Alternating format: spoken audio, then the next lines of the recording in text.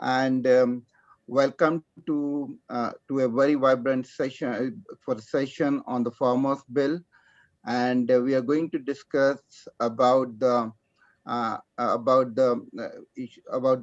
farmer bills and the issue and the protest that has been done all over the world after the bills has been passed in the Indian Parliament.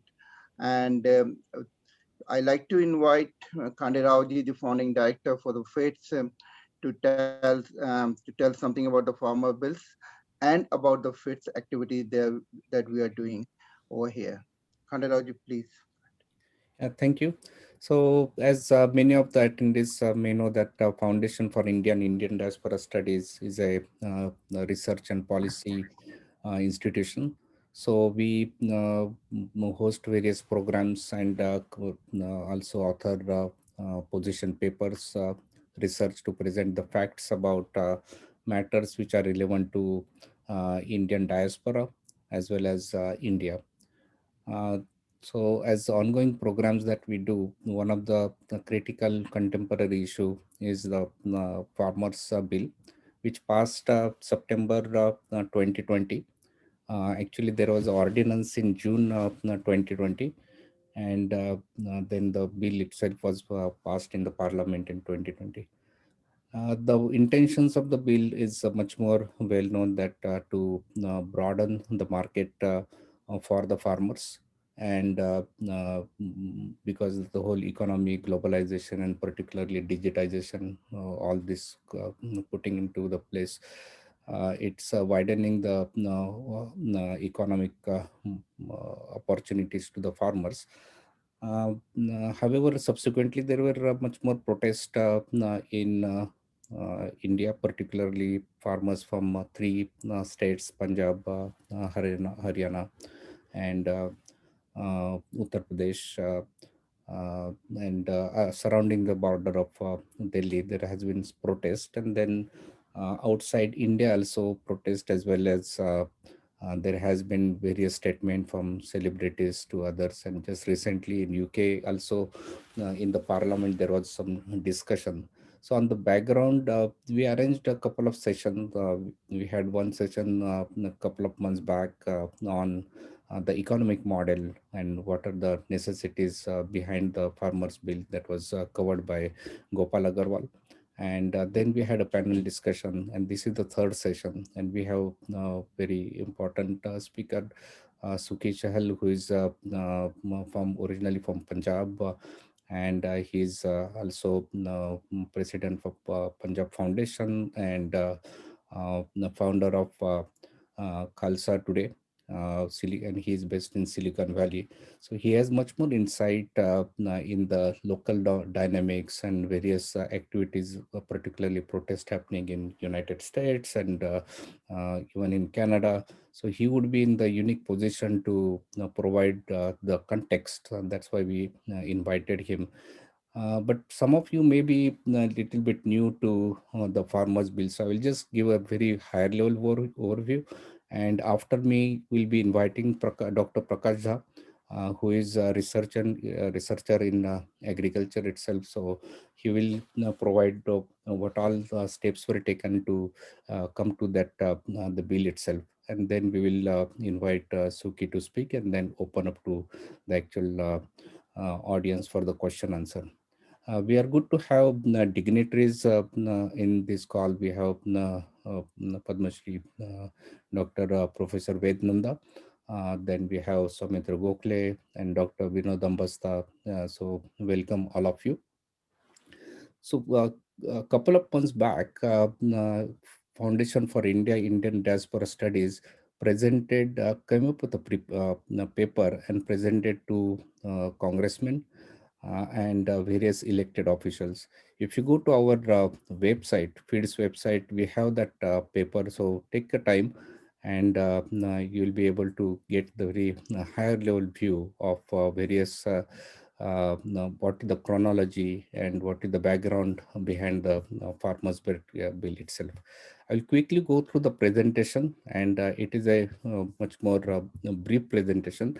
It will cover very higher level view of this bill, and then we can go to the next one.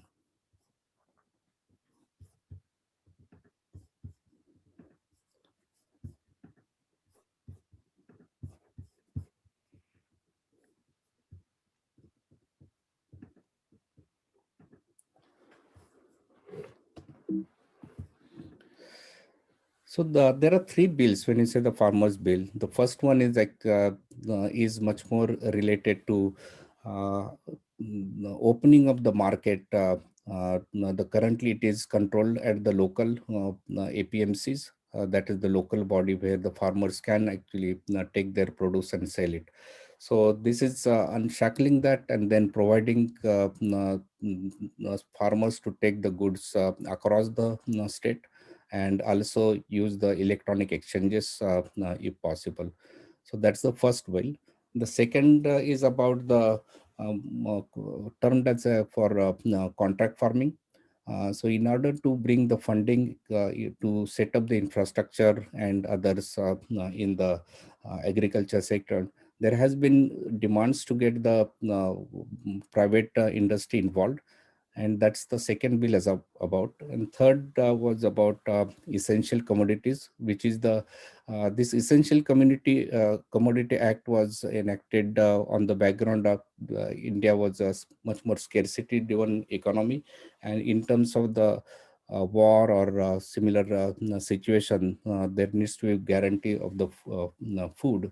So the PDS or the public distribution system was much more procured from these systems and then making it available. So that the number of the items now reduced from that particular list. So that's a very higher level. The background of the farmers bill is that the originally it was in 1930s introduced. Britishers introduced to particularly to get the cotton procured from India and then manufacture in UK and then sell back to India and other places. Subsequently, post the independence in 1960s, it was much more the current farm bill was introduced. And at that time it was India itself was a scarcity driven economy, and then the state level there were local mandis were set up and APMC body was set up. However, the APMC itself and the mandi system is much more predominant into the few states which currently got much more protest around. The rest of the India is that much APMCs and mandis are not really there. So why and what changed? I think Prakash would introduce much more uh, in the detail, but we need to understand that there has been lot of transformation in the India in last 50 years. India was underdeveloped, then developing, and it's almost to the developed nation. So it used to be the much more scarcity of all the things, but now it is whether the milk or many other things is a large produce, even the wheat, and we are now export in many categories. So that is one difference. With the digitization and the e-commerce, lot of goods can be sold, and then the producers can get the global market or at least the national market through the digitization and e-commerce. So that is another system which the opens up the market. And because of the APMC monopoly and the Arthia system or the middlemen's influence, etc., lot of farmers' bodies were, and also the politicians were asking for the change in the APMC or the systems itself. Uh, just to give the high level view, two planning commissions had actually recommended that. Similarly, um, there are Bharatiya Kisan Union is one example which had actually asked for the changes in the system. And then you can say that political parties were also asking for the changes. So there has been ongoing demand about making it global or making empowering farmers. So those are the things. As a result of that, these farmers bills were introduced. However, there had been some myths about that, and then government tried to negotiate and come up with the what are the facts are there, particularly whether the MSP, that is the minimal guaranteed price system, is going away. So it is not, or whether the contract farming will take away the farms. So those type of rumors were there.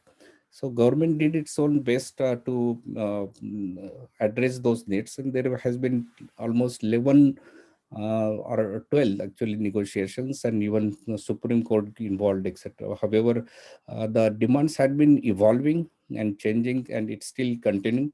So and then those protests also span across outside, particularly in United States, also and UK.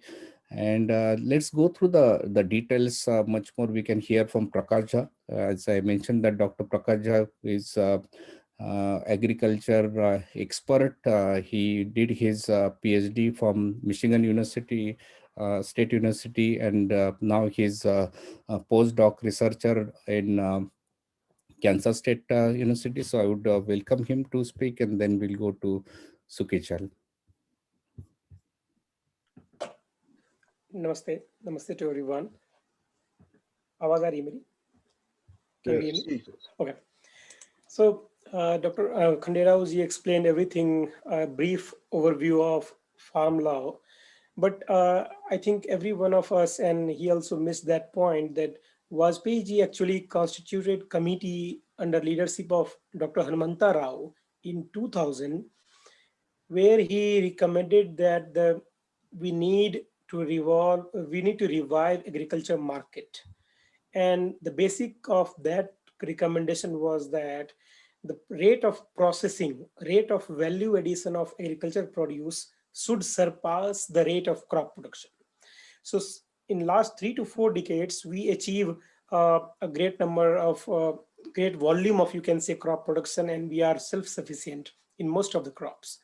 And that's how we need to now cross the number or rate of the processing of value addition of the agriculture produce rather than the supply crop production. So that's how Professor Joshi of even CIMMYT and World Bank, he also said that we need to work on processing the agriculture produce.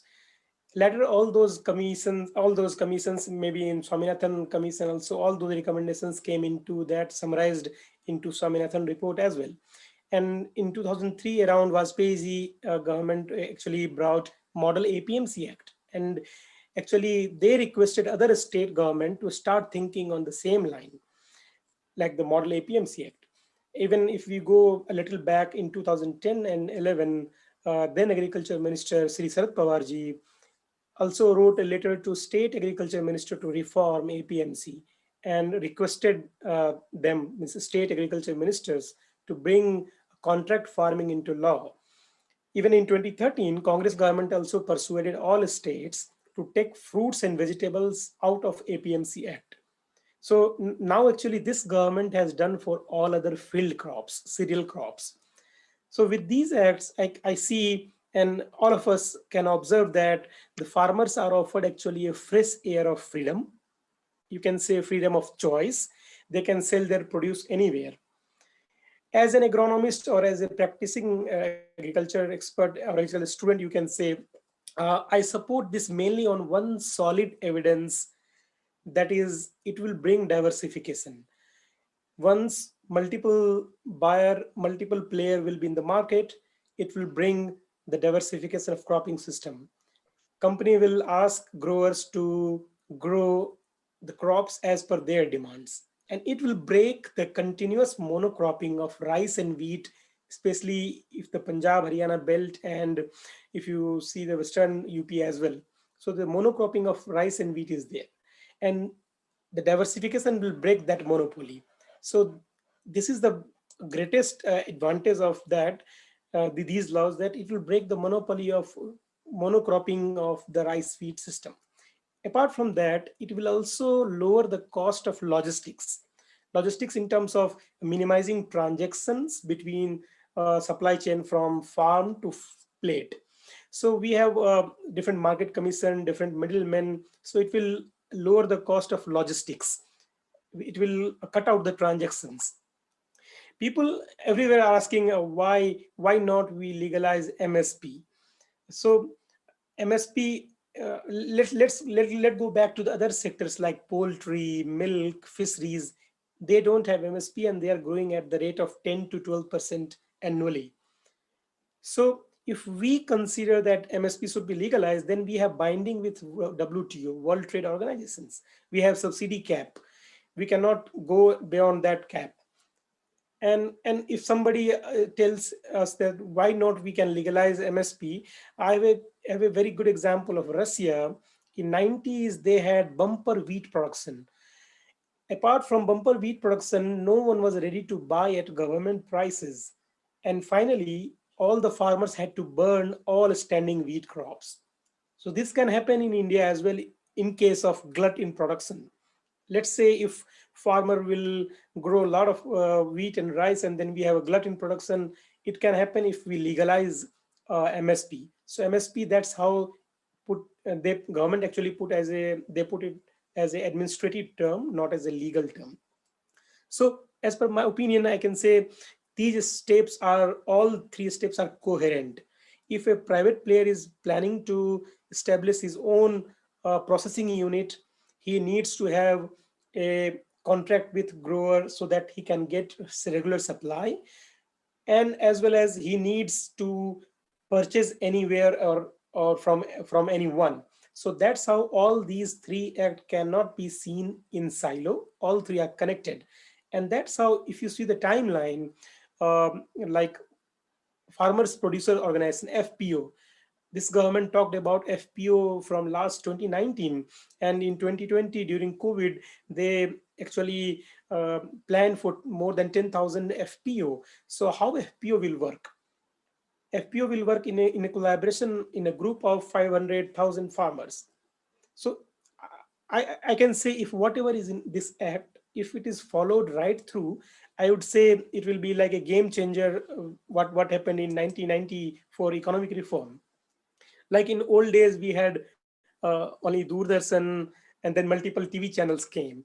So telephone company came, airline company came. Why not for agriculture?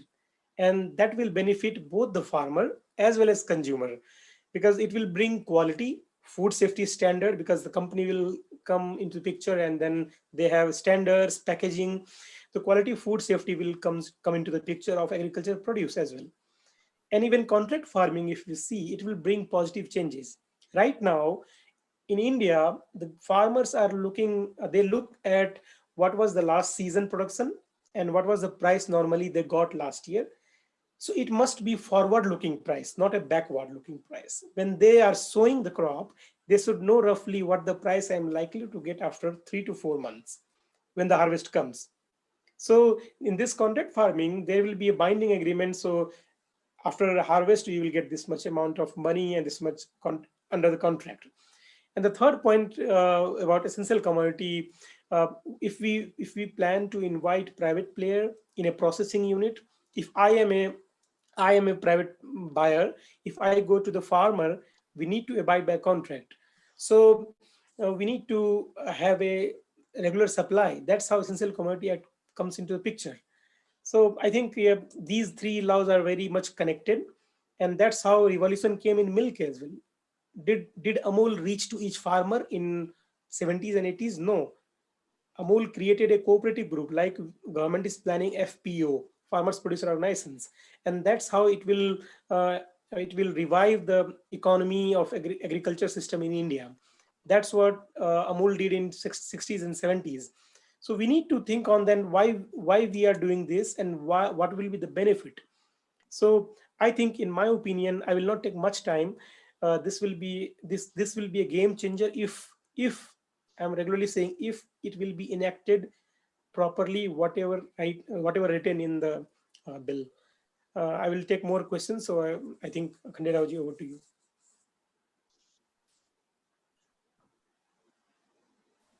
Okay.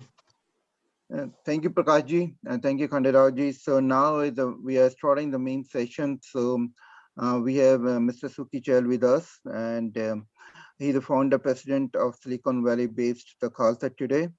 He's a prominent community leader in Northern America and works tirelessly for the issues related to the Sikh community among diaspora.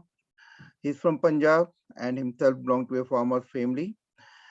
He's the first NRI who interviewed Union Agriculture Minister Mr. Narendra Tomar regarding the farmers' bill in October 2020, when the farmers in Punjab were protesting by blocking railway tracks and highways, toll plazas in Punjab.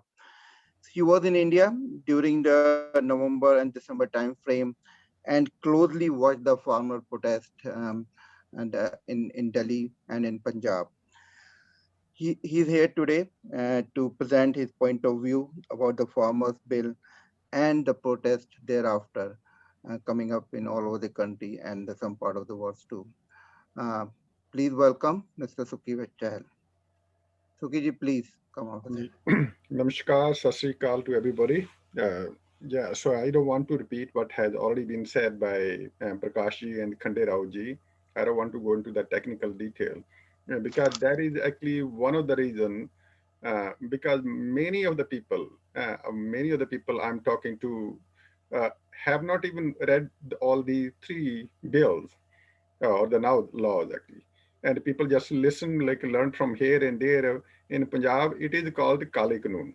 Why it is called a Kale Kanoon? Because so many people, know, not too many people even don't know what it is written in this one.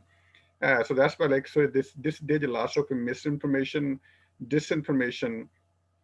The way it happened, what the way I analyze, I could be wrong, but you guys feel most welcome to question me and to correct me because I don't see anything wrong with the intention of the government because I'm a farmer and especially as Khande Raoji said after the Green Revolution, 1947, the majority of the land which was where we were doing all the especially we were supposed to do the wheat and the rice that has gone to Pakistan. So when the Green Revolution in 16 hit over here, so Punjab was on the forefront. At that time, Punjab was one state, actually, by the way. Actually, Punjab, Haryana, Himachal, and Chandigarh, it was one state. It was used to call the Pepsi state. So majority of the people in Punjab, they are dependent on the agriculture. So that's why this protest actually start from the Punjab side. And it was not the protest of the Sikh people. From the day first, actually, so this is the one thing I was doing, I was saying, and I'm still saying, and I will say tomorrow too, this protest has nothing to do with the Sikh religion and should not be considered as a Sikh religion, the agitation. Because why you see so many Sikhs actually, because this was the main occupation of the people of the Punjab, the farmers of the Punjab. And their livelihood is dependent on the agriculture. Now, somebody comes over there, explain them, tell them, okay, so all these laws, which were the bills, now they are the laws actually. So these are the very dangerous for you actually. So dangerous for even your future generation. So few things happened when these bills were discussed during in the parliament during the COVID, and the way they were discussed and the speed and especially how they were pushed in, like, so that was kind of, it created some kind of confusion. It's created some kind of suspicion. In Punjab, there was a lot of political instability going on. People were already fed up with all the political party. Doesn't matter actually, it's a Akali Dal or it's a Congress government. But there was a baggage with the Akali Dal because Akali Dal was the alliance partner with the BJP in Punjab. So that's why they ruled 10 years. And people had a resentment against that government. So that's why there was no other option. So that's why they were not able to, they did not like to elect the Aam Aadmi Party of the Kejriwal. So they end up electing the Congress actually. So there was no other option. So political resentment was still there. So now when these bills came and during the COVID, and there was not, people are saying actually not enough discussion at that time. Who was the main player in the center from from the Punjab side? It was the Akali Dal minister. It was the Akali Dal, at least, who was supposed to explain to the people of Punjab.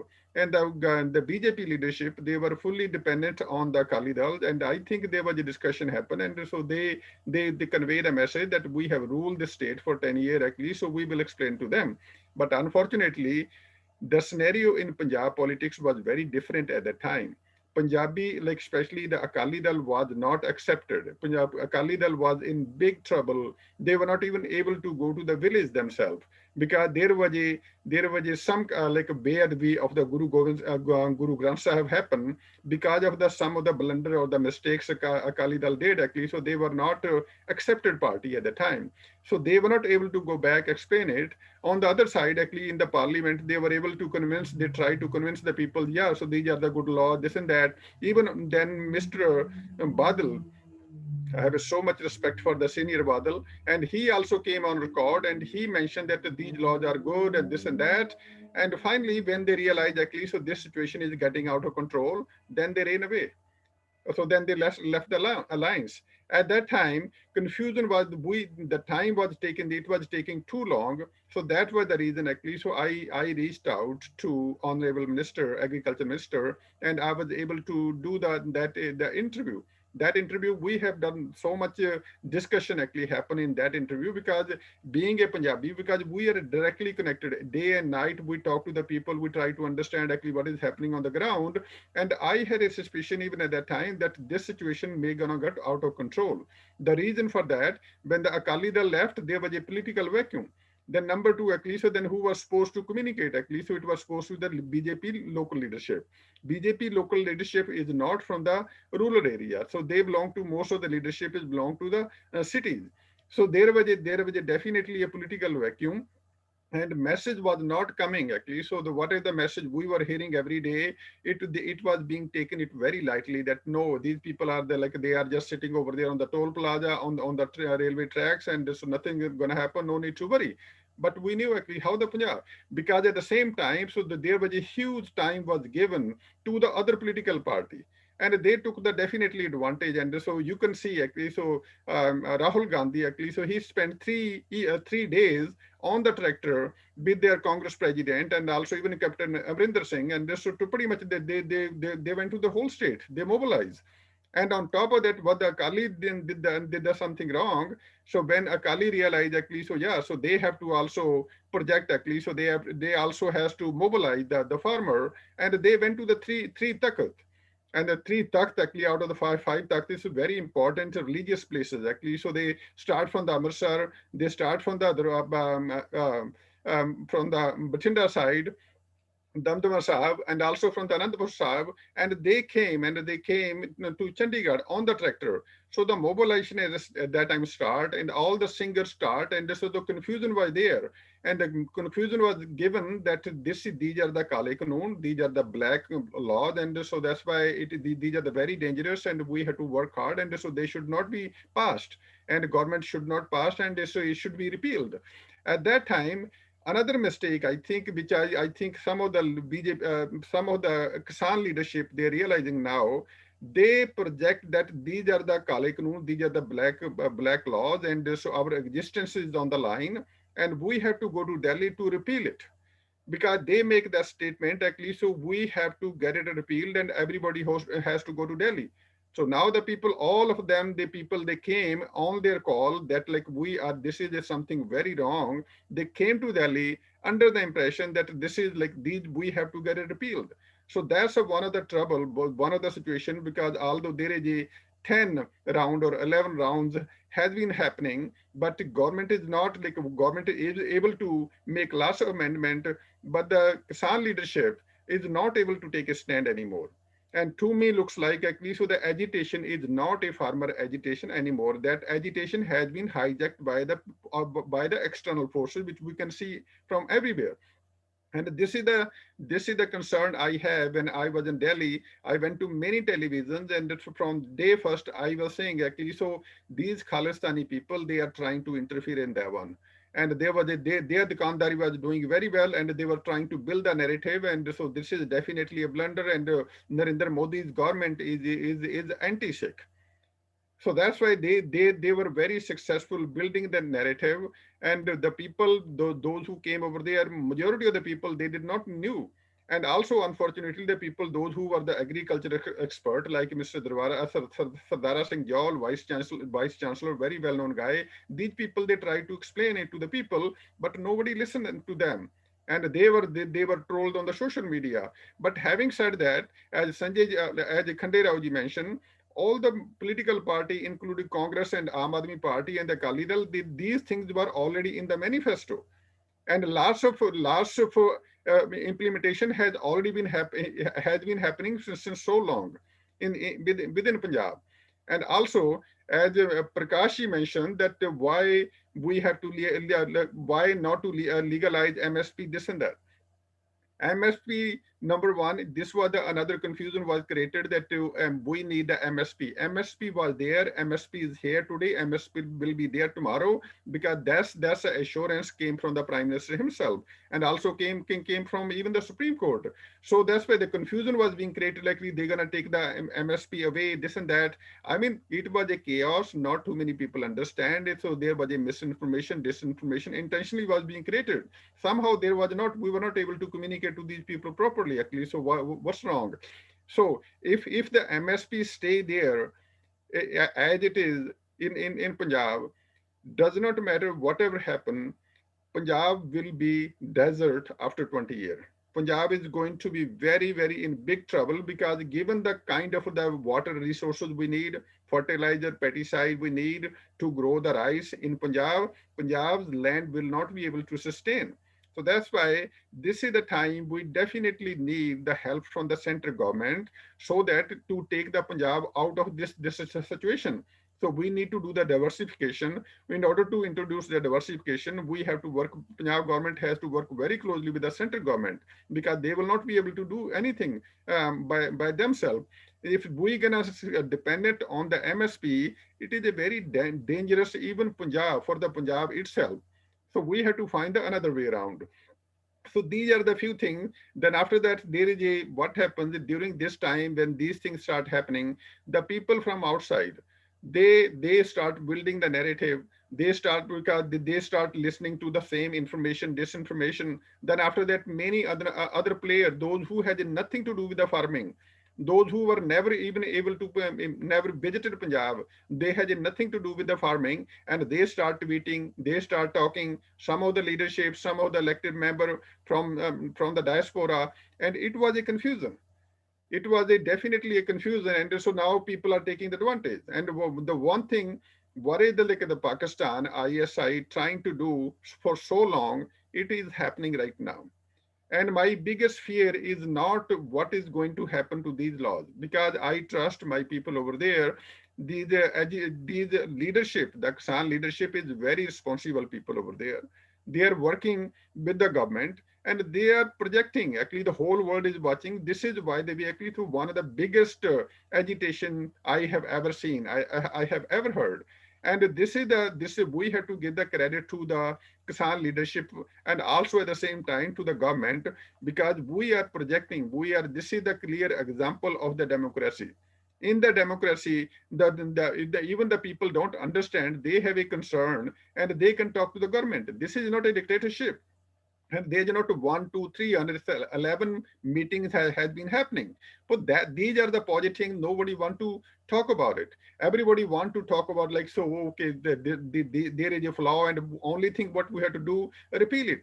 If that's the only which I'm not able to understand. If this is the only thing they're gonna do, that they are there to get it repealed, then there is no need to discussion. And why there's 11 discount, like 11 round of the discussions happening, actually, so clause by clause. And whatever the issue was there, actually government is also saying that we are ready to make amendment. And even the people from the behind, actually people don't want to come on the front and want to say, but many people are thinking that this is the right thing, that we, as the government said, the Supreme Court said, actually, so let's put the laws on the hold for 18 months, or even for 2 years, or even for longer. So then we have enough time, there will be a committee and there will be a discussion. But end of the day, we cannot say my way or highway. because that strategy is not in the favor of Punjab. That strategy is not in favor of the farmers, because whenever there's an issue, there has to be a compromise and there has to be dialogue, because the people, all these people, those extremists, all these Khalistani, they are concerned of their dukandari. They don't want to have the people to have a dialogue with their own government. They don't want to have a set up their this kind of example. So that's why they are trying to exploit it.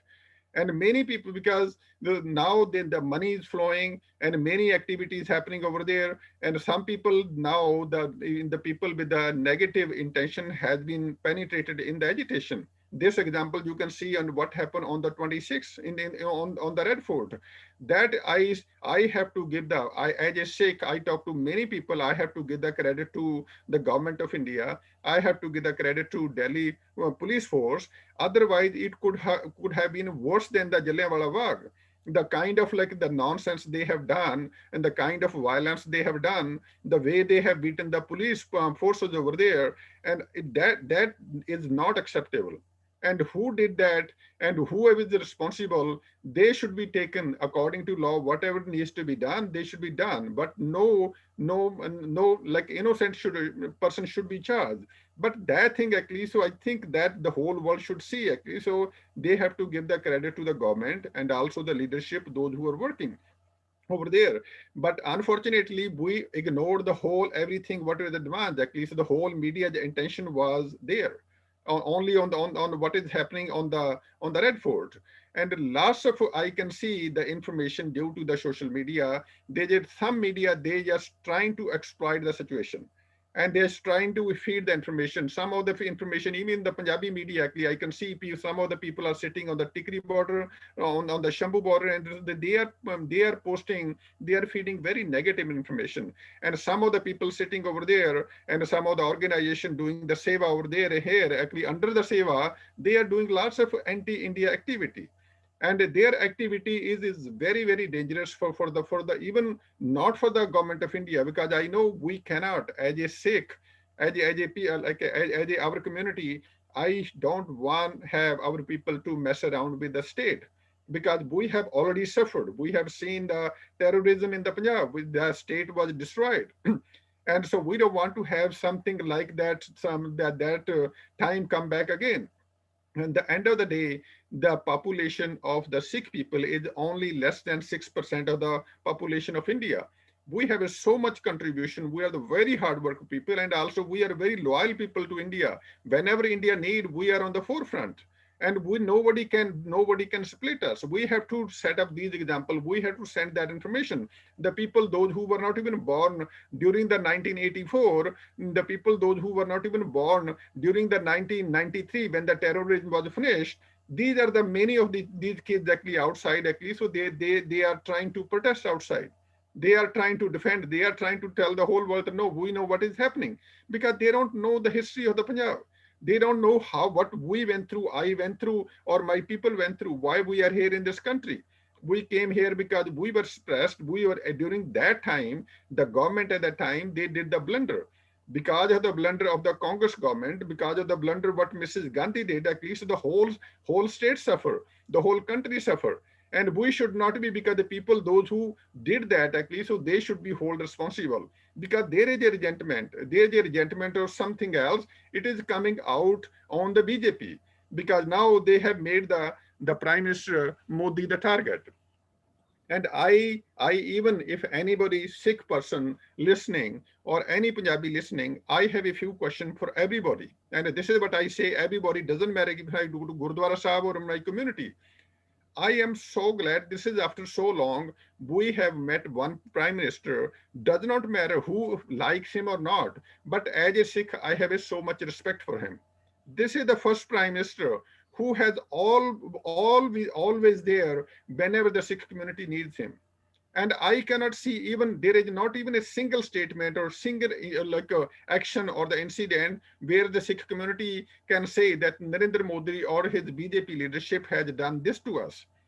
On the other side, you go to 1984, when what happened in the Warsaw, and who was the president, who was the government at the time, and they should be held responsible. Then we have to see actually, so what happened in the 1984 in Delhi, and what happened like during all these innocent Sikhs were killed, many thousands of them were killed, and many girls were raped, and the justice was not served. And who was there in the power? It was the Congress.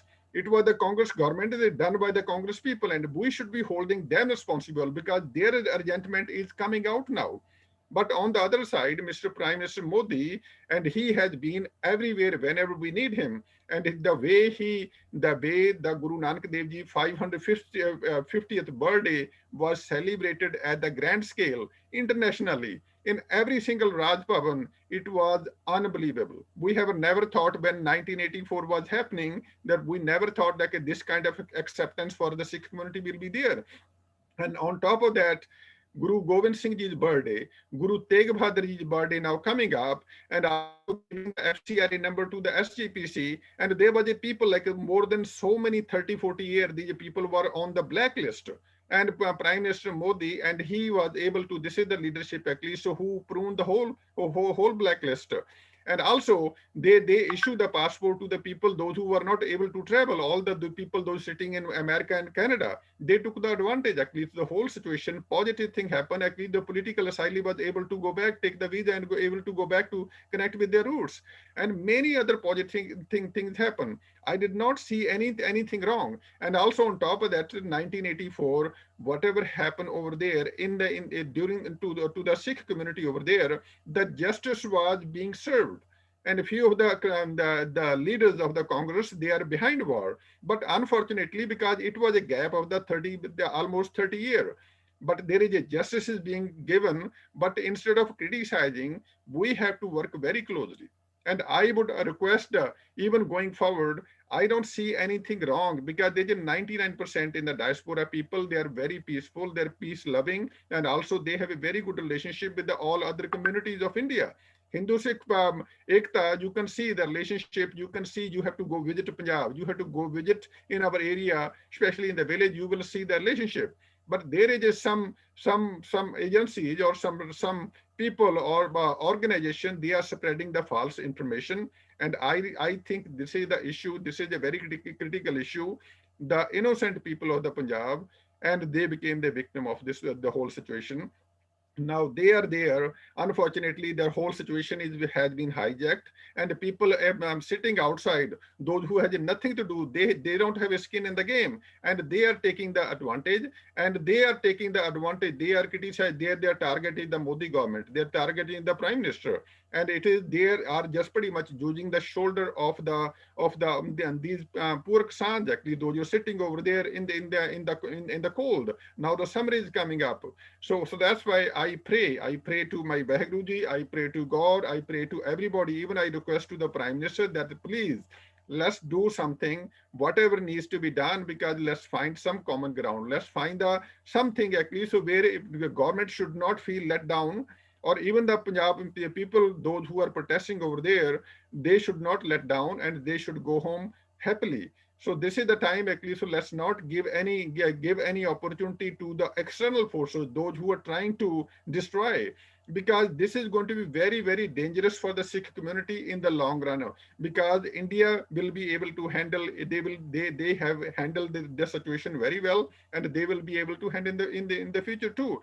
But we have to think what is going to happen long term during this time. Because of this whole thing, this is in the 30-year, this is the first time I felt so bad myself. There is a hateism being penetrated within the Sikh community and the Hindu community. That is a very, very concerning. And some of the agencies, some of the like the people sitting outside, some of the so-called Khalistani, they are trying to take the advantage of this one, and they're trying to do exactly what the Pakistan wanted from the day first. They are trying to divide. They were trying to create the friction between the Sikh community and the Hindu community. But we will not let it happen. Thank you. And now, whatever the question you have, I would love to answer further question. Thank you, Sukhiji. You covered a lot of from historical background to the politics of Punjab, also various core issues that farmers are facing, and also you covered the repercussions that going towards the extremism and how it is going to harm Sikhism itself if it is not properly contained. You also provided the historical context that what happened in 1984, 93, who were the responsible. So thanks for educating all the audience. I got couple of questions. Actually, you had mentioned, but just to the clarity of the whole audience. Mhm. See, there were initially the rumors about the MSP going away, which is not. Then there was a rumor about the this businesses may take over the farms, which government clarified that no, it is not. There were issues about the whom to go in case of the arbitration, whether the magistrate is appropriate or judicial. Then there is some readiness or discussion that hey, that is changing.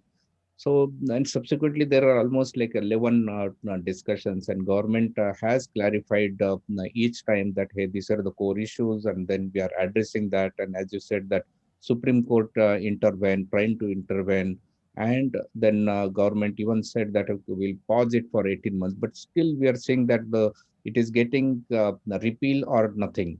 So it is getting adamant, and the whole it is just a issue of this one, but the probably few states where the mandi system and APMC is very high, but the rest of the countries also going to get suffer the farmers from there.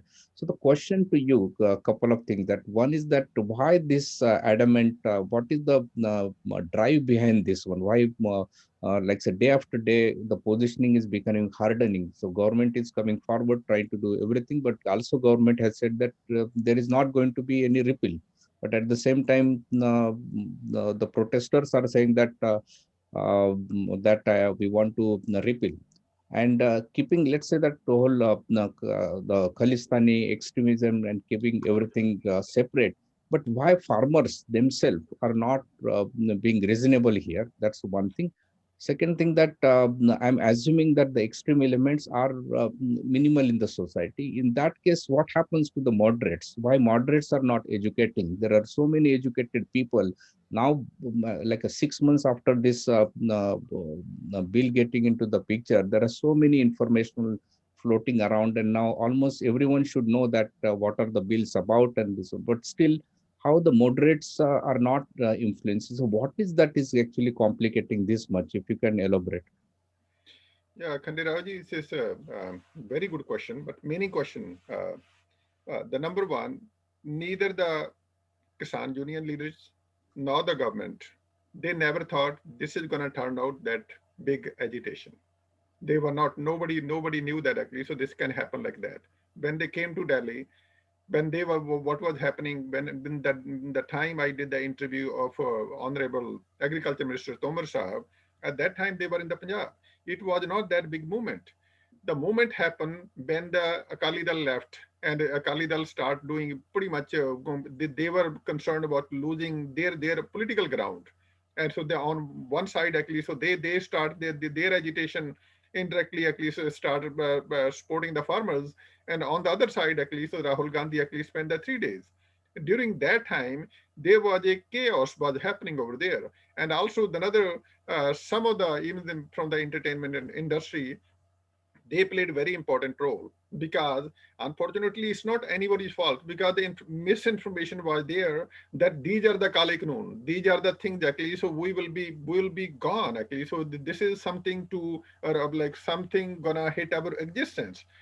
But having said that, there was a already there actually. So there's a corporate house was already there in Punjab, and MSP was not the question. MSP, they are trying to intentionally introduce in this one. MSP was not even a part of the three bills actually. So they're intentionally trying to confuse the people. MSP was there. MSP is today, and the Prime Minister said in the Parliament, MSP will be there tomorrow. They were unnecessarily dragging the MSP into this one.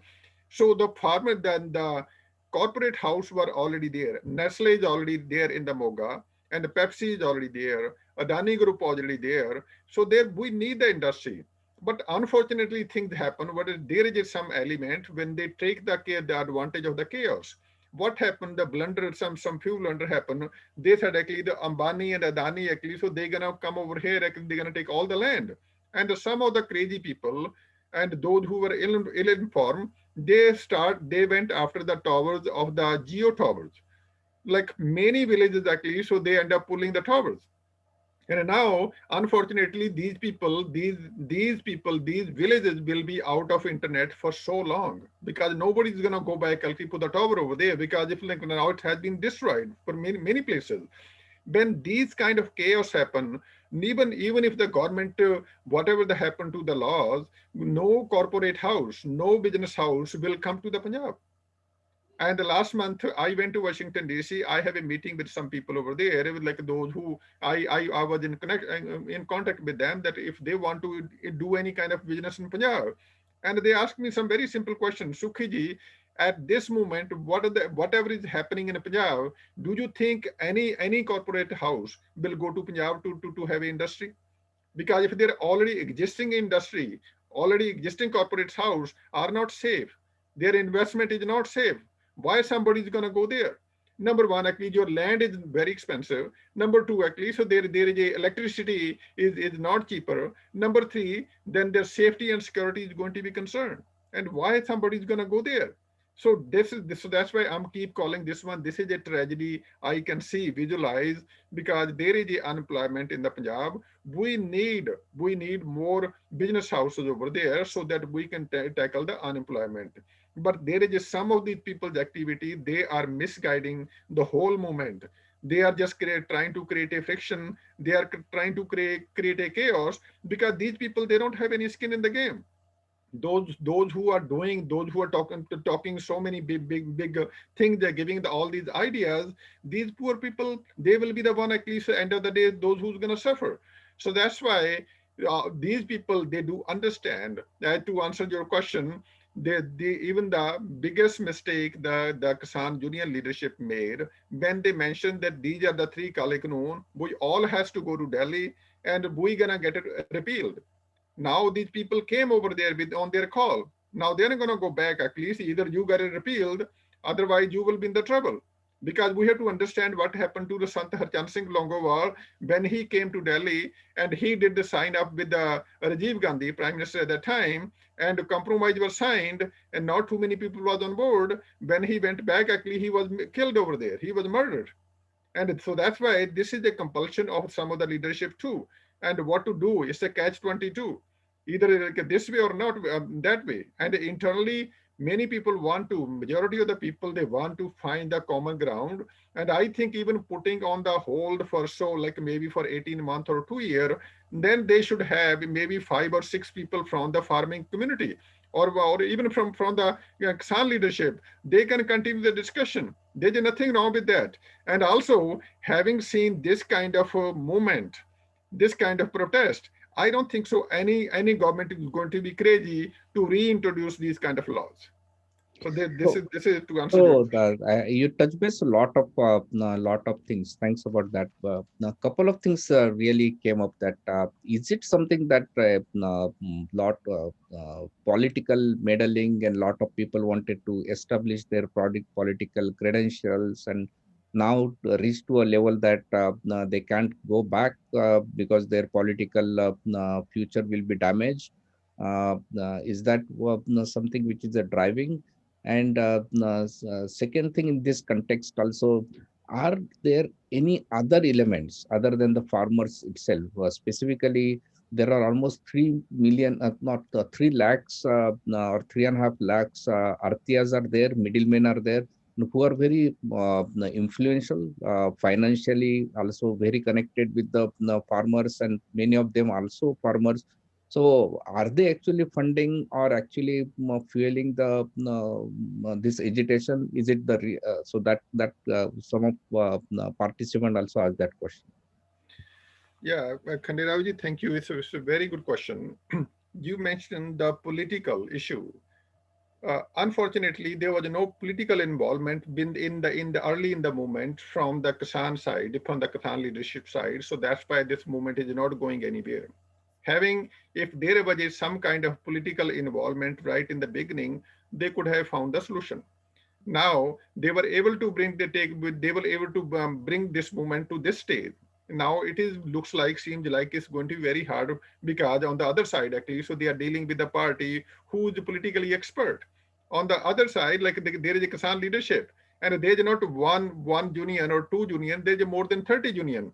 It is going to be chaos to bring everybody. Doesn't matter, even if like so 10 will agree, 20 will agree, not everybody gonna agree. Doesn't matter, like end of the day, I think it's going to be chaos.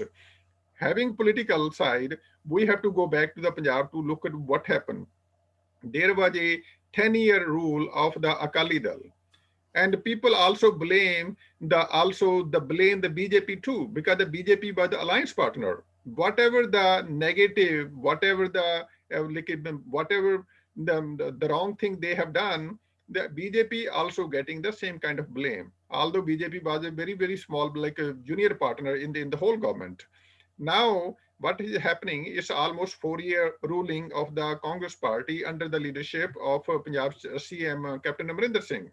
Now, whatever the Captain Amrinder Singh, the government promised to the people of Punjab, they were not able to deliver. Because how can they deliver? Because they're not enough resources. They were promising that we're gonna do this and that actually, because they were not able to do that. Now, this is the best option. This is the best thing happened to the local state government to divert the attention of the people. Now nobody is challenging the local leadership. Nobody is challenging the Congress government or the Amrinder Singh government. Everybody is talking about the Kisan. Nobody is asking like, so you promised us like the jobs, you promised us this and that. Actually, so they were not able to. So that's why politically it is an advantage to the Congress. On the other side, the Aam Aadmi Party is playing very dangerous game. And they are playing actually, so they are in touch with some of the people, those who are the troublemaker. Because even the last time when the Captain Amrinder Singh came in the picture, at that time, many people from abroad, many NRIs, they went, especially from the Canada, whole plane full of the NRI was going over there. Kejriwal is going to be our CM, this and that, right? At that time, I think good things happened. We were able to find out the reality of the Kejriwal, and he start pretty much towing the agenda of the Khalistani. He starts staying in the Khalistani homes. So that's why right at the right time, actually, people were of the Punjab were able to understand actually. So his intention. So that's why they kept him out of the power. And but like since the Akali Dal, they did the rule for the 10-year, and they also did many mistakes. So that's why people were not happy with them. The only political party left is the Congress actually. So that's why now it is really good advantage to them. They don't have to do anything. They are just gonna just wait and watch. Actually, nobody's even asking them any question.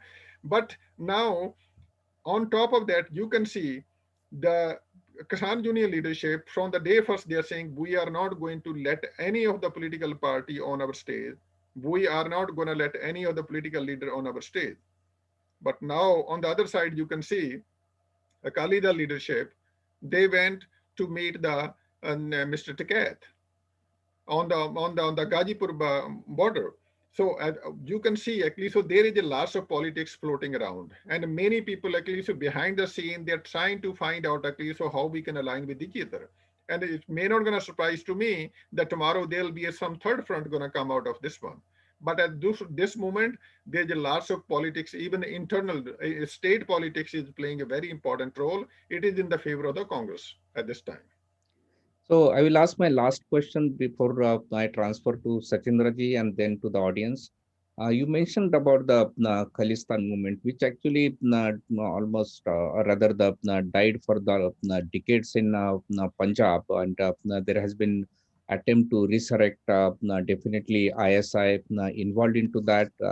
But you also mentioned, and we also observed that in United States, and particularly one of the best democracies in the world and peace loving, and also as I know, like you, there are many Sikh brothers are my good friends, and it's like one of the what we can say, quote unquote, jinda dil community, right? Very much kind of can do anything, and as India's army also is the largest.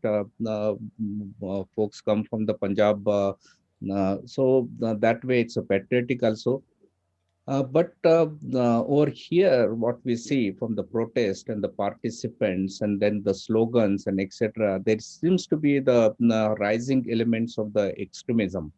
And also, there are reports come that many gurudwaras also infested by this extremism, and then people are trying to radicalize the new generation who never been to Punjab, as you said, that they are not even connected, they don't know the problem, but they are kind of indoctrinated with the different type of history or the version of the perspective. Mhm. So and which is saddened, and as you said that it is going to harm, it is going to harm here, it is going to as you said that India would actually survive because there are a lot of good people who have the historical context and patriotic, and they are living there, they know and they see the reality, so it is not going to change. But it is going to bite it here. It is actually already impacting, and you also rightly said that you never saw there is a such kind of a hatred or some kind of a division is happening, and which is a dangerous path, and it is going to impact, and probably it may go to the agencies, right? Because there is not just the extreme element and others, but it may even come to the radar of the government, and that should also be worried about. But my question is that there is a large community over here, and I assume the same thing, that it is still peace loving. Why there is no pressure, or why the community is not vocal and try to educate the people and stop this the extremism or radicalization? And who are the people? And the second thing, that there are this minority extreme element, why they are actually so much aggressive? Because there is no benefit is going to happen by sitting over here what happens in India, but why they are so much kind of extreme into that, and what are the actual interconnections, or that what is the driving force behind that? So if you could address that, that would be great. Very, very good. Thank you. Thank you. Very important question. I'll start with your first question. the the people like so-called Khalistani, I'll call them fake Khalistani. They are not even pure Khalistani. Actually, so they are the fake Khalistani. Whatever the agenda Pakistan ISI want to implement, and so this is the same kind of agenda they are promoting over here. They are asking for the Khalistan. They are not asking the part of the Pakistan which is should be also be the part of the Khalistan. If they are looking for the Khalistan, actually, so then the Lahore should be the capital of the Khalistan. They cannot even say that. They cannot even dare to put it on the map. And I was when I was in Bharat actually, so in December, I interviewed one of the famous Khalistani, Mr. Simranjit Singh Man. And he said the same thing. I uploaded on the Khalsa today, 2 days back, the video of the only of that section. And he questioned the same thing. All these people, all these or so-called fake Khalistani abroad, this is their dukandari. This is a typical dukandari, nothing more than that. They know, we know they don't have any base, but they are dedicated. They have a commitment. They are very committed. They are dedicated, and they have a lots of muscle power. They have a lots of money. So all these things actually, when you put together, so that's why their agenda is going forward. Unfortunately, this time this movement was dying, already dying. Unfortunately, during this thing, they were able to convey the message that government of India is anti-Sikh. That narrative is being bought by many people in the Sikh community now. Because of that, this Khalistan movement is gaining the ground right now. And this is very tragic, and this is very wrong, and this is really sad actually. So this is going to hurt. So that's why you can see, as you mentioned, lots of radicalization is happening. These people, those who are not even born at the time, even some of the kids, those who come as a student, those who cross from the illegally from the other border, they comes over here, then they file the political asylum, and these people, they tell them and they advise them, and then they also prepare them to go ahead and protest and do these kind of violent activity in over here. And if anybody try to raise the voice, beat them up inside the Gurdwara. That's what happened in the Juba city. That's what happened to Manjeet Singh GK when he came over here, because these people, they use the violence too. They always say, no, this is the peaceful movement. We are more concerned about the human rights, freedom of speech. That is all nonsense. They're always do, they say something, they always do the negative thing, actually, against exactly the opposite. When these kids come over here, they don't know the reality. Only thing these people, they tell them, oh, you know, actually, so what happened in 1984, in the June 1984, the Sahib Golden Temple was attacked by the Indian army. You know what happened in New Delhi, our girls was raped, this and that. And those are the legitimate reason. They are the concern. It is part of the history, but they don't really tell them actually. So who was the reason behind that? Actually, what was the root cause of the problem, and who were the people responsible for that? They don't tell them actually. It was a one Akbar Road. The residents of Mrs. Gandhi was responsible for that incident. What happened in Amritsar? And they don't tell them actually. So who were the people, those who were sitting inside the gurdwara over there in the religious place, who was behind these people?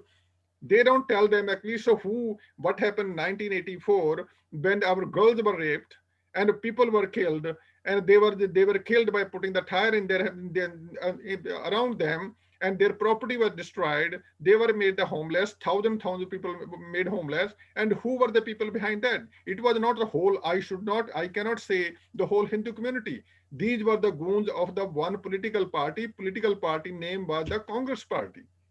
Nobody want to tell them. Nobody, because there's so much information, disinformation floating around. So that's why these people on these two issues, they radicalize them, and they say, oh yeah, so now you're gonna file the political asylum over here. Let's do the protest in front of the consulate general, or let's break the statues of the Gandhi. Let's do any kind of destructive, negative, like every day. This is their full-time job, to do the anti-India activity. This is the exactly, unfortunately, was the activity of the Pakistan, because they this is their job. This is what they wanted to do. But unfortunately, now the proxy war is being fought by these so-called Khalistani abroad over here. Now to answer your second question, why the whole diaspora? These are the people are less than 1%, and there's a 99% diaspora sitting over here. That's a very legitimate question. It's the right question. Actually, why these people, they don't speak? We have to understand the Sikh people, Punjabi people came to this country for almost more than 100 years back. They have contributed anywhere, wherever they have to, at least, so they have did their best contribution.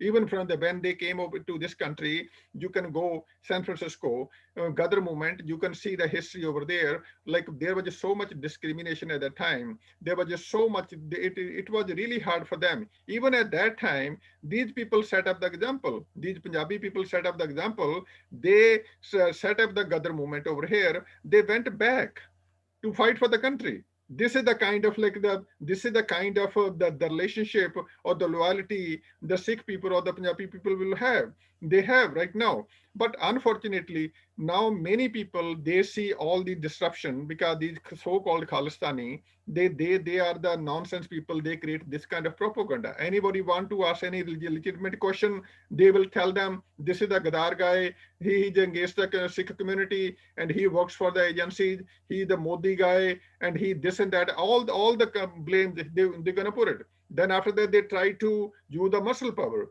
so to scare them. Then the third thing, they go after their business. You can see what is happening in Canada in these days. You can see in Vancouver and also in Toronto.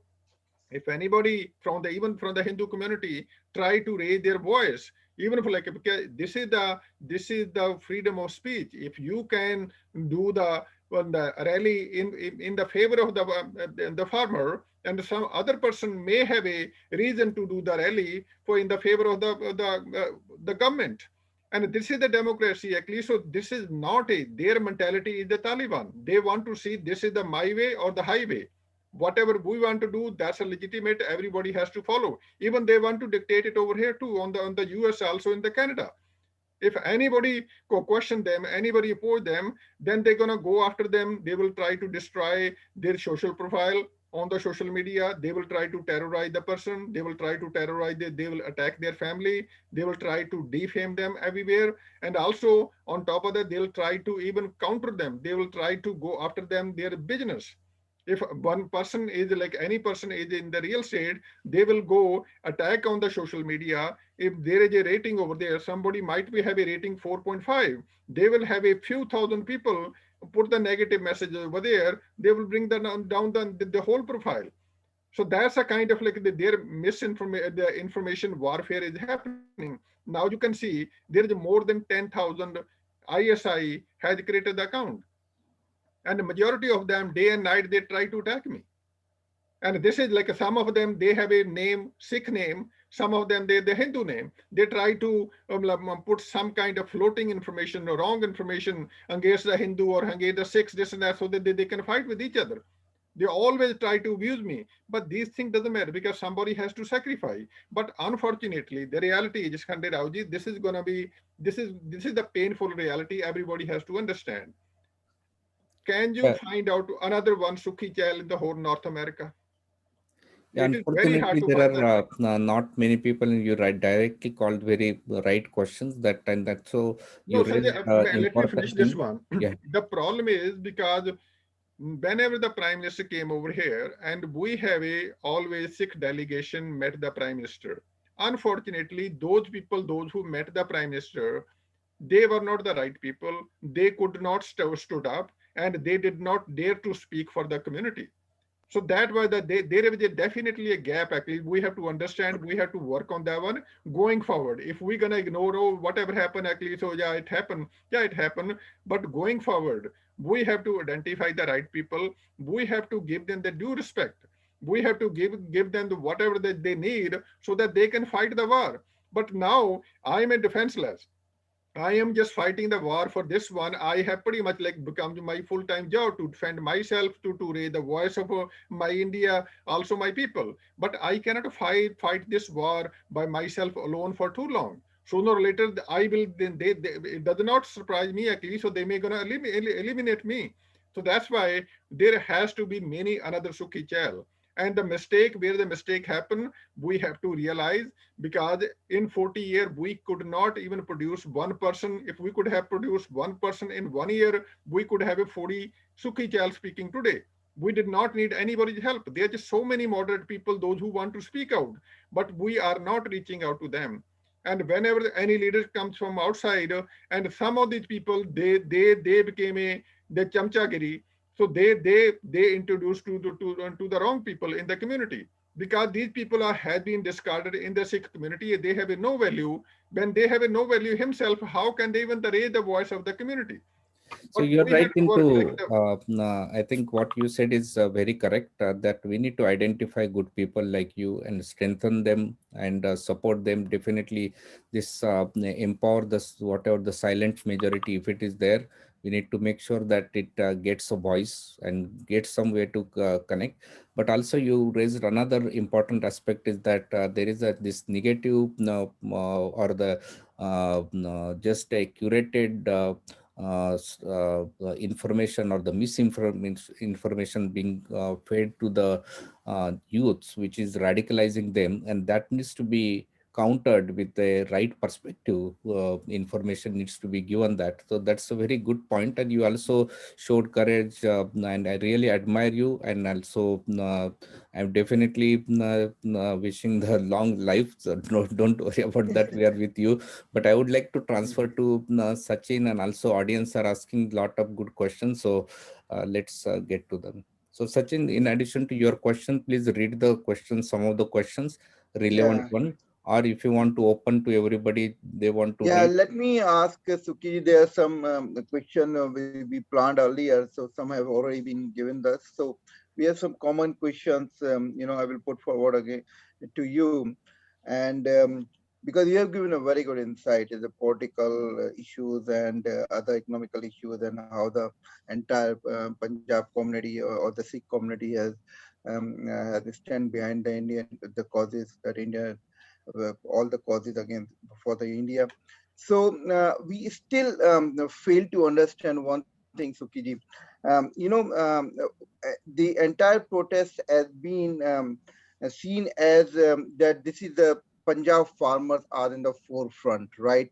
Because if the laws are that bad or they are so many loopholes in the law, and this is not in the benefit of the farmers. Why not the entire country or the majority of the country will protesting it? So there's a perception that only the farmers from the Punjab are in the forefront for this protest. So what do you think? What should be the reason behind it, or is just a myth? Hanji, Sachinji, is again very good question, but I have already answered this question in the beginning because these people in the came from the Punjab. Majority of the people in the Punjab, agriculture is pretty much the only industry over there, right? People are pretty much a livelihood is dependent on on this one. So these people they came from the Punjab and they were protesting in the Punjab for 2 3 months. They have blocked the road, like they have blocked the railways and the toll plaza. They were protesting over there, but yet because yeah, it was not a only Sikh agitation.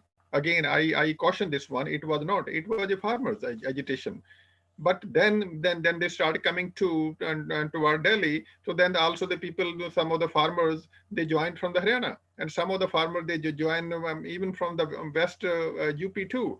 There was a few questions actually I used to raise. Actually, please do not. I don't want to at no cost. I do not want to make this one or do not want to see this agitation as a Sikh versus center, because that's going to be the tragedy which everybody is going to pay huge price for that, because we Sikh community has a so much contribution whenever they needed in the India needed them. Actually they're always there, but we don't want to make this one or look like this one. This is not a Sikh community's agitation, this is a farmers agitation.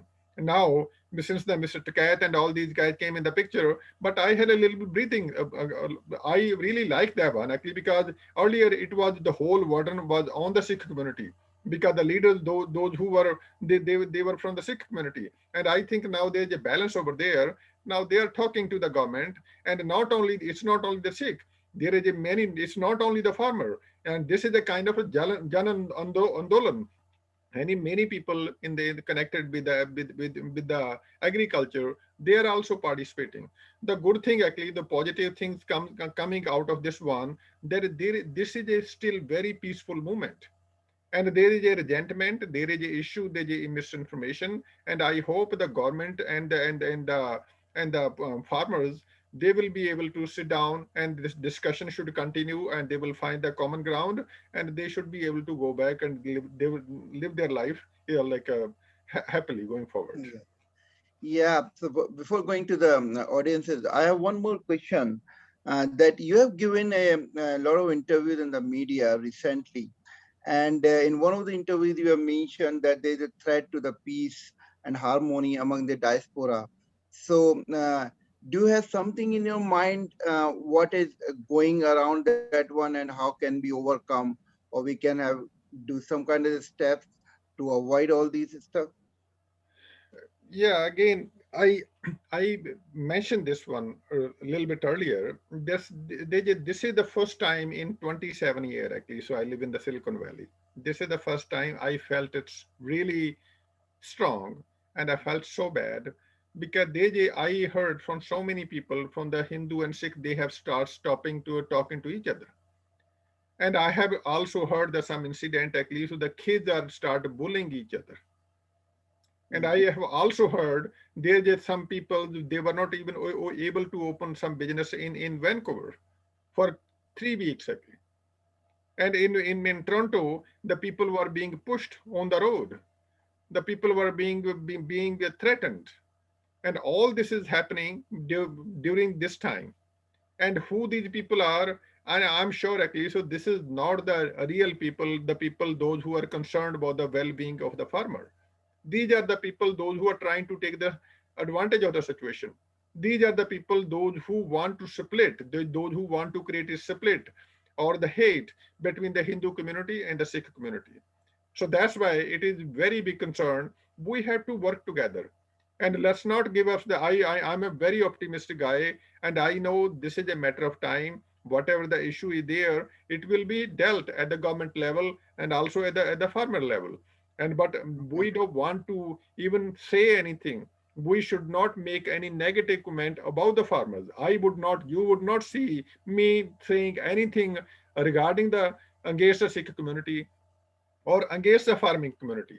These are the two things that I would never. But on the other side, you will always see me, I always target these so-called Khalistani, so-called anybody funded by or anybody who is promoted by the Pakistan or anti-India activity. I would love to target them.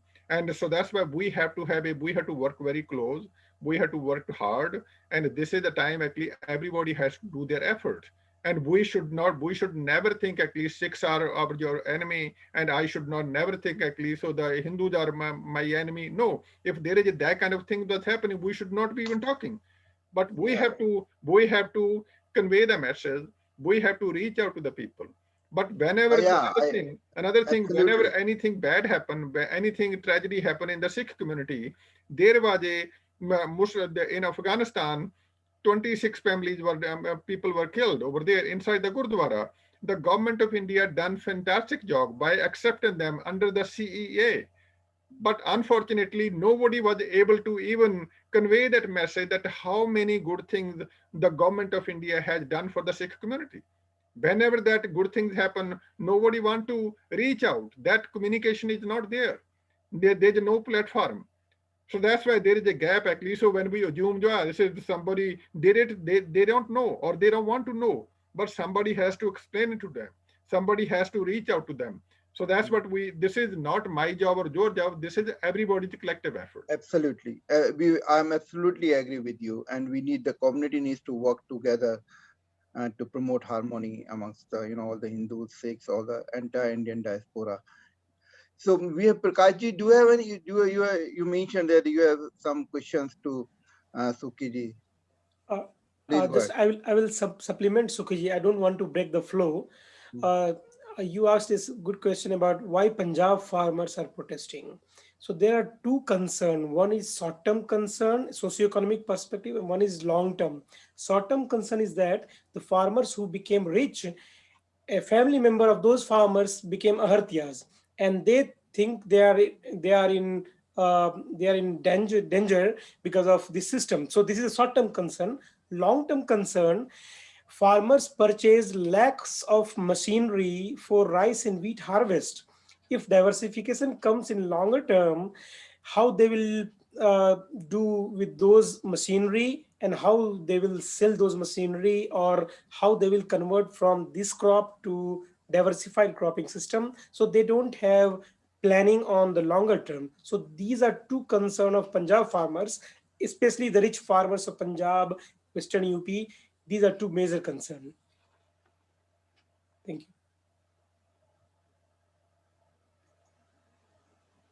Thank you, Prakash ji.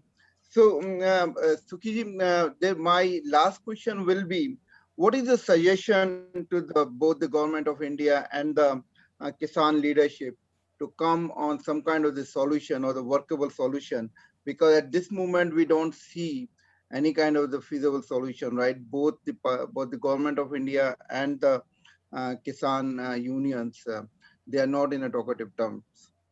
What is your suggestion, and how can they come close to make some kind of a deal?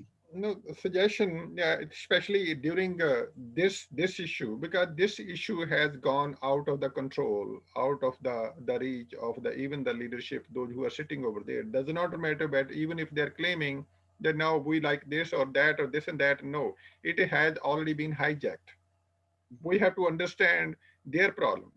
We have to understand, because even if they the prominent credible like maybe 10 union, they agree that they are agreed to have a deal with the government, then the other people like the other union actually, so out of them they will be a showstopper.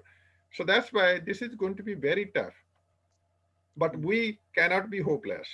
But the good thing is, because these are very mature people, the leadership, Kisan leadership is very mature, and they are talking to the government, and they should continue talking to the government. And we should all support.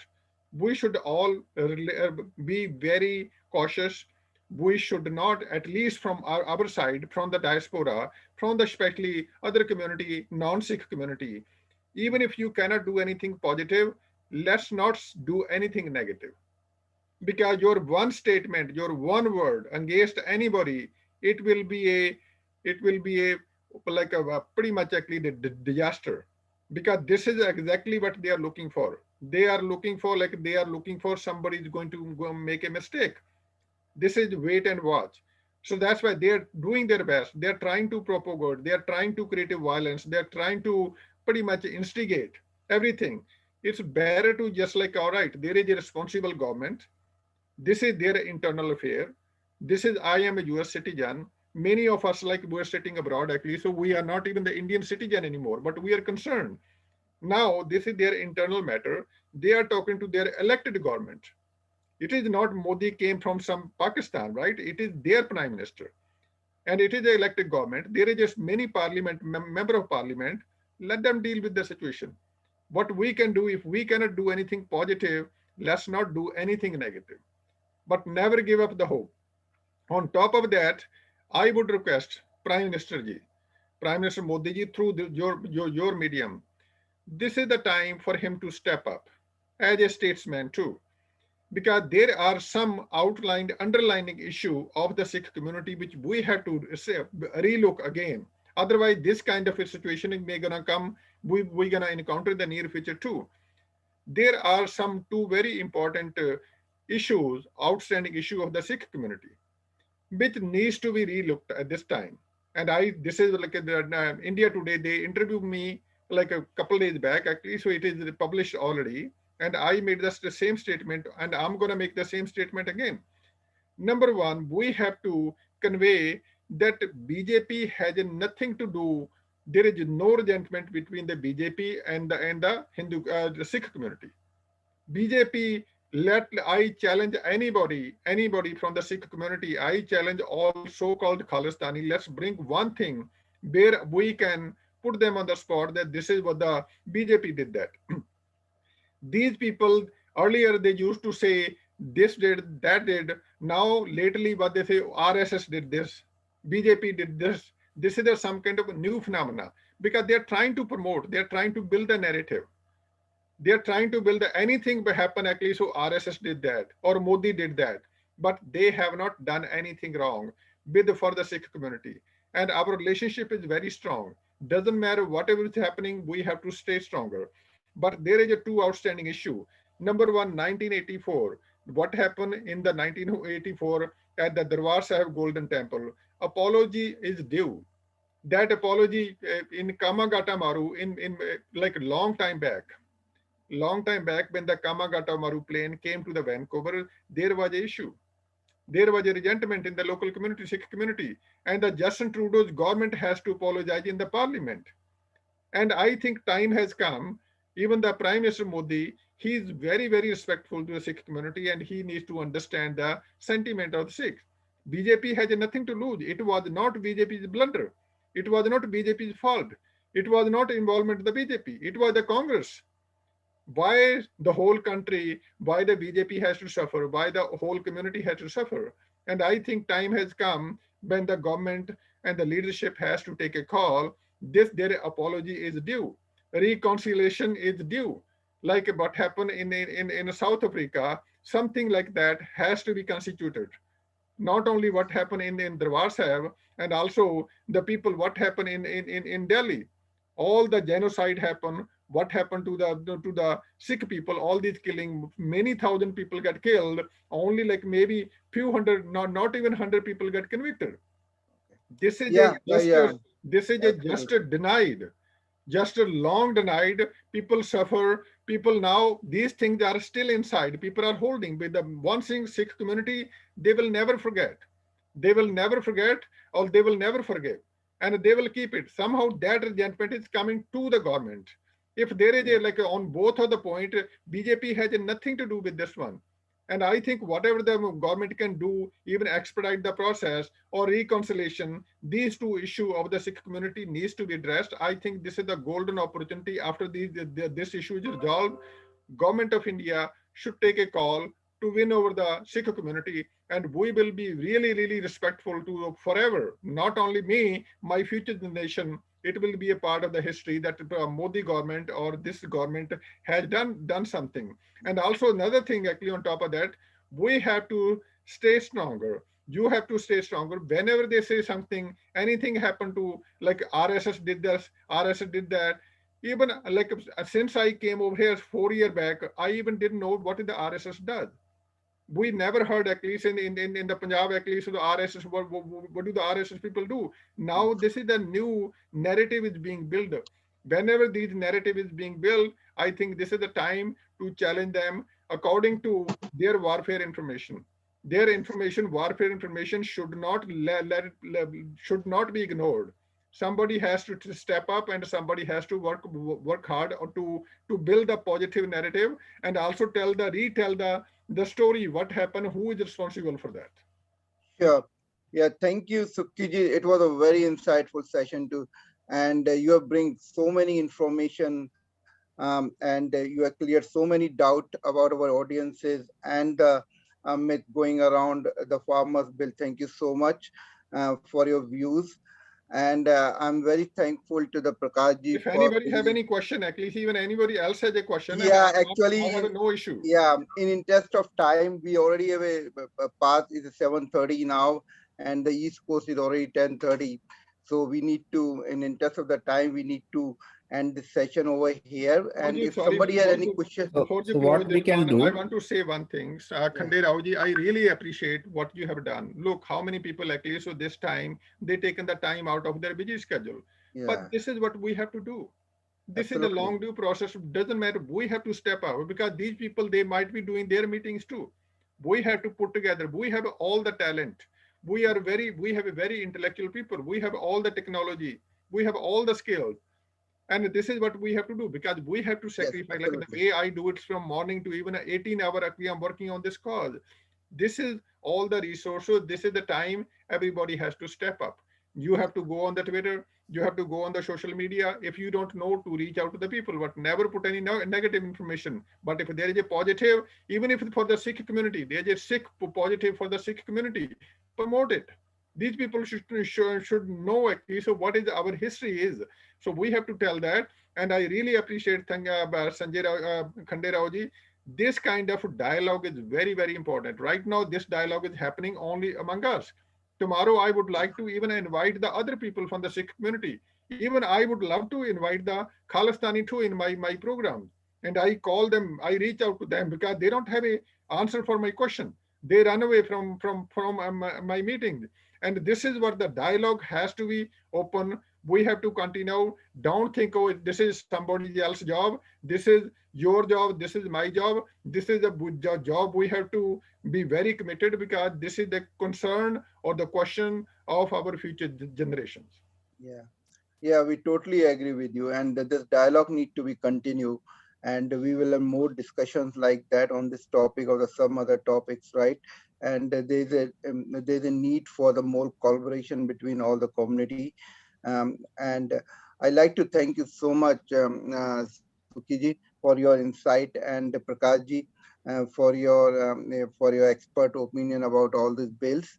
And I'm very thankful to the audiences who stayed back, and especially for the East Coast audiences. There's already 10:30 over there. If you have any other questions, then you can post on the FIT's website. We will pass those questions to the Sukhiji and the Prakashji, and we'll like to get answer from them. And as of now, thank you so much on behalf of the FITs. A very good night to everybody, and we will see you in our next program. Thank you. So we Namaskar, Sat post Sri Akal. Feeds has the YouTube channel. So we post. You can visit there. And also visit our website feeds-usa.org, and Feeds YouTube channel is Feeds US. Thank you. Thank you so much. Thank you. Thank you. Thank you. Namaste.